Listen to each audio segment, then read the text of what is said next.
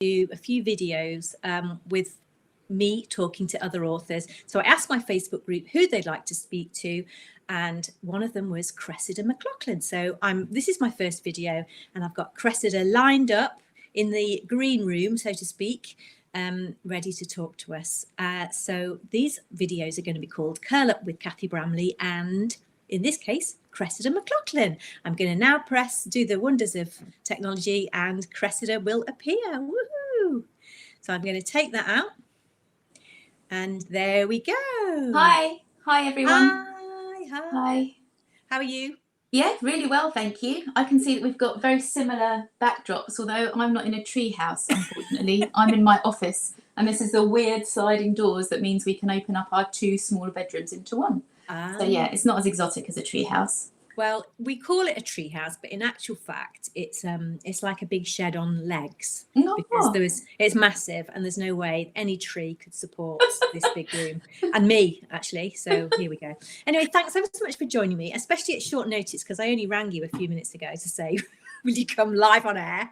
I will. I'm not really doing anything else at the moment. Not popping out anywhere at the moment. No, I just had an email from my publicist to say that she's having the day off tomorrow. And I said, oh, going anywhere nice?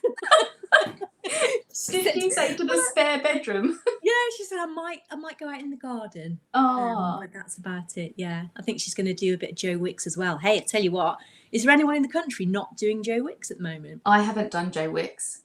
Well, I haven't. No, I haven't actually either, but I'm going to. And I have done it in the past. And I've got all his cookery books.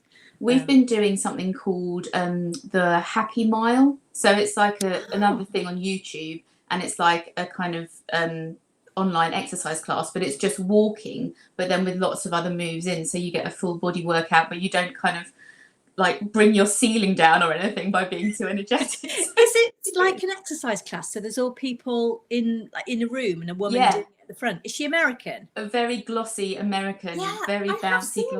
I have seen that. Yeah, it's really good actually. It certainly wakes me up in the morning. So is it live, or do you like log on to it? No, it's just on YouTube. So it's just a video fine on YouTube. So I think that we've done it about 3 times now, and I'm gonna start knowing everything she says, and that's going to be really boring. So I think we'll have to find another one. I think, doesn't she do quite a few? Yeah, she's got various different ones. There's like a 30-minute one, which we might save for the weekend. That's our exciting weekend treat. I tell you what, hasn't life gone really, really weird? It's so strange. Yeah. It's such a strange kind of weird feeling. And you always forget, don't you? When you wake up, you think, oh, what should I do today? And then you think, oh no, it's this weird kind of lockdown situation. It's such a bizarre time. None of us are sleeping particularly well, and we're all having really weird dreams as well. Yeah. So yeah, it's all bizarre. But the funny thing is, you and I sit at home every day and work anyway, don't we? We do, yeah. Does it feel different to you though? It does actually. Like, it's quite strange. It's just me and my husband in the house, and he works at home anyway. So it's not really been a huge change in kind of the way that we do things, but I've definitely felt, you think you just feel it. And I think with social media constantly about it, it's quite difficult to escape it and just pretend that everything's normal. So it's definitely affected kind of the way I feel about things. Yeah. What about you? Yeah, definitely. I mean, I've hardly used the car for like 2 weeks. And my husband's got to stay in for 12 weeks. I keep saying 15. But yeah, he's got to stay in for 12 weeks because he's one of these on the vulnerable list. So we're sort of trying to work towards, we've got a room above our garage where I used to work, and we're sort of putting a makeshift room in there for him. So we've got a plumber coming around next week to put a bathroom in it, and a shower. Goodness. I know. Already had a little bathroom. It didn't, just like a toilet and a basin, but now we've got the shower in. So if we need to, we can isolate him properly. So it's just all crazy. And the girls are home. Isabel's should be revising for her A levels, and which aren't happening anymore. So she's like, what's happening about going to university and everything? And then the other one, I've just brought her back from university, and we emptied her cupboards, and she had a 3-kilo bag of pasta. You've never seen anyone rejoice. Like a treasure chest. She's going, somebody's pleased to see me. We're like, no, it's just your pasta. You like put that in the front seat instead of her on the way. Yeah, get in the boot. Make sure it's okay. Yeah, it's quite funny. Yeah. So all your priorities change, don't they? Completely. Definitely. So, and so I'm so there's some but good and bad. I mean, predominantly bad, I must say. But we are coping. We're coping okay. And Pearl's getting loads of walks because we all want to walk the dog. Poor Pearl. She's got an arthritic hip at the moment. She'll be limping with this time next week. Poor little. So you're doing your 1 walk a day, each of you. Yeah, yeah. So Pearl's doing about 5. There's 5 of us in the house, so Pearl's getting 5 walks. So bless her. I'm talking about you, Pearly. So I came to the treehouse to escape and she followed me. So anyway, so we're okay, as I said, because we work at home anyway. But how do you think, have you got any tips for people who are finding themselves working at home to like get into a routine and stuff? Any advice? I think routine's quite an important one. I find that if I kind of stick to my routine, then it kind of works really well. So I work much better in the morning. So I get up and I come into my office and I try and do writing at least until lunchtime and maybe a bit after. But I like to, one thing I do is, obviously I love reading, but I like to treat myself with that. So I think, well, if you've kind of hit your word target or your editing target or your hours target for the day, then kind of treat myself to doing reading or something in the afternoon. And I think that having gone from like a full-time job working at the council to writing, it's easy to think, oh, well, I've got to be sitting at my desk from 9 to 5 or 8 to 4, whatever your working hours are. But I think when you work at home, as long as you don't click on Twitter, you find that you can get a lot done in a much shorter space of time. So I think don't constrain yourself to kind of sticking to those hours. If you get a good chunk of work done, then I think you can kind of finish a bit earlier and do something nice, unless you've got meetings to go to, obviously on Zoom or whatever. But I think routine is good, but also kind of giving yourself a bit of space to maybe not be as productive at the beginning. And if you feel like you need to go out in the garden or you need to go for a walk around the block, then do that. I think especially with all the kind of mental impact this is having on us, I think we have to be a bit kind to ourselves and just realise that we're not going to be as productive as we were before, at least not at the beginning, until we find a kind of new rhythm and routine. So it's about kind of making sure you look after yourself as much as anything. And what do you do about, because obviously you said your husband's working at home. Obviously a lot of people may be used to working at home, but not having anybody else there, like me, for example. I'm used to the house to myself. And that I find that quite hard. How do you sort of keep your distance to make sure you don't disturb each other?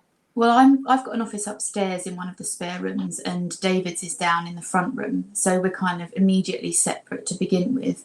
But we like come together and have coffee together and have a biscuit together. And I think that I'm quite happy to be distracted by him and he's often happy to be distracted by me. But if that's something that doesn't work for you, then maybe setting yourself rules or just saying, I'm going to go to wherever my working space is and I'm going to sit there for an hour.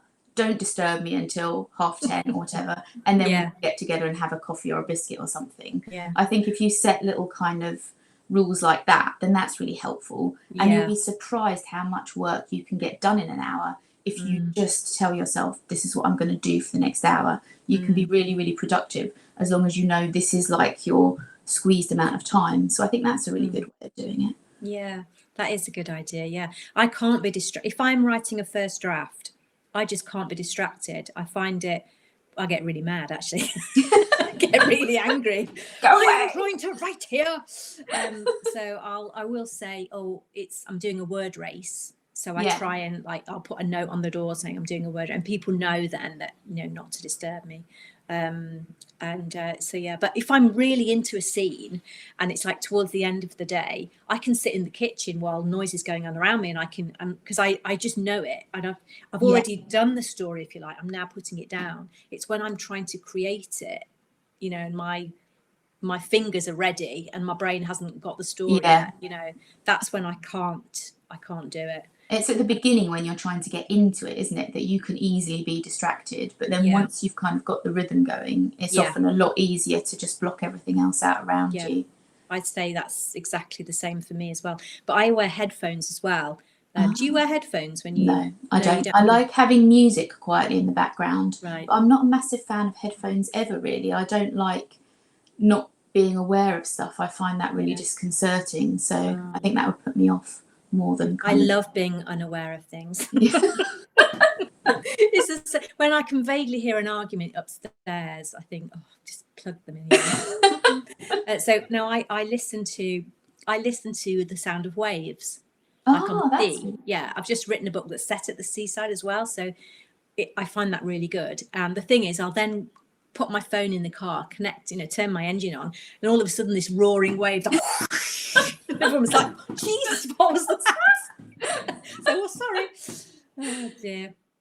So what do you think? I've heard a few people say, well, now I'm at home, I might give writing a go. Any tips for people starting to write? Or what I would say is that although you think you've got lots of time and space now, you have to it's not always as straightforward as just sitting down and writing. I think the thing that I would say to anyone wanting to write is write the story that you really want to write. If there's something you're really passionate about, then do burning that. to do. Yeah, don't think about what's kind of selling well, or the latest book I read was really good, I'm going to write something like that. I think if you want to find something that you're going to keep going at, then it's got to be something you care about. So it's got to be a story that you really, really love.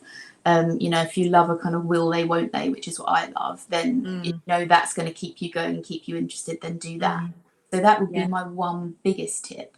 Yeah, I agree. The second tip I have is something that I've discovered a lot recently, is that it's so easy to be distracted by social media at the moment. And I find that if I get onto my computer and I put on Twitter and I put on Facebook and I put on the John Lewis website, I can easily spend 3 hours not doing anything.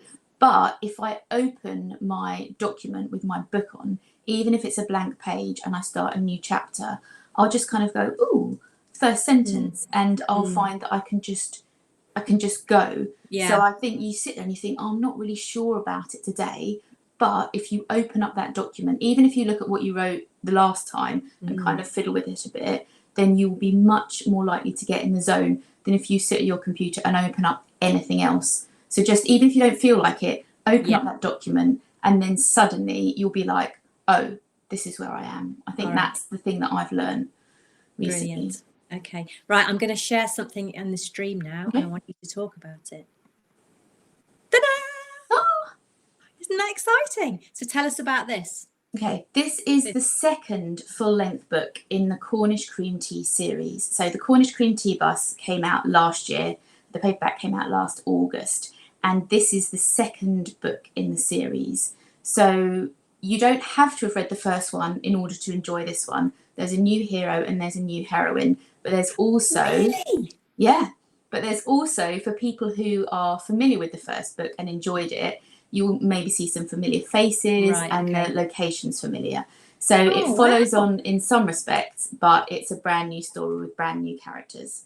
And see, I've got it. I've been sent it, but I haven't started reading it yet. So I just assumed it would be the same main character, but no. No, it's a follow-on. So Charlie is in it, but there's a new character called Delilah, who is Charlie's cousin, and she turns up in Porthgollo, which is the Cornish village, after something disastrous happens in London, and she asks Charlie if she can stay for a bit and kind of get over what's happened, and ends up causing all kinds of problems for herself and other people as well. And I absolutely loved writing it. Brilliant. So I hope readers will enjoy it too. It comes out, as all my books do, in 4 ebook installments, like lots of yours do as well, Cathy. And the second ebook novella came out last week. But then if you're waiting for the full book, that comes out in May. Oh, okay. Yeah, so it's kind of earlier in the year, so you don't have to wait too long for it this time around. Oh, lovely. Well, thank you ever so much for joining me, and good luck with the book. I'm going to start reading it soon. I'm just reading something gory at the moment, but I'm going to finish that, and then I shall get on to yours. We're going to, I'm going to hide that for a second. And thank you so much for joining me. Lovely to chat, Cathy. Speak to you soon. Take care. Soon. Bye. Well, wasn't that great? It was lovely to speak to Cress, and do join me again soon because I've got more guests coming up. So thanks so much for joining me today, and I'll see you soon. Bye.